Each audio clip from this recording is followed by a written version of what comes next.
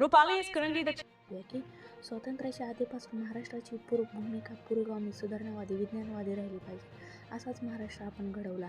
अशा वेळेला जर महाराष्ट्रात बंधुगिरी बुवाबाजी फोफावत असेल आणि त्यातच सत्ताधारी सहभागी होत असतील तर त्या बंधुबाबाच्या दरबारात जाणाऱ्या सर्व राजकारण्यांना, खास करून मंत्र्यांना सहआरोपी केले पाहिजे.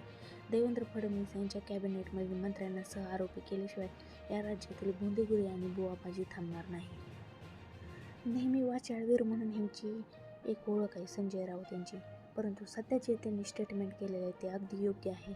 केवळ फडणवीसच्याच मंत्रिमंडळातील कॅबिनेटमधील नाही तर जेवढे पक्षाचे राजकीय नेते त्या बंधुबाबाला भेटत होते आणि त्याचे मार्गदर्शन घेत होते त्या सर्वांनाच ह्याच्यामध्ये सहआरोपी केले पाहिजे.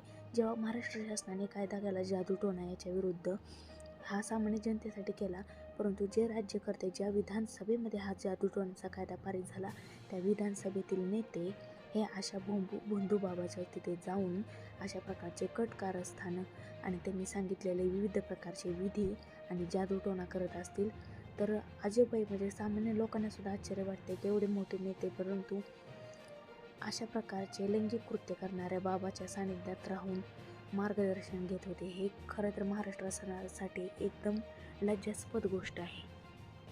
फडणवीस साहेबांचा हा फोटो आल्यानंतर त्यांनी एक पोस्ट केलेले आहे, ते आपण पाहूया की ह्या बंधुबाबाबरोबर ज्यावेळेस त्यांचा फोटो आला त्यावेळेस त्यांनी पोस्ट केलेले आहे. काय केली ती पाहू.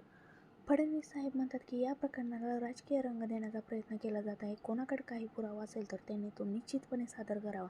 त्यावरही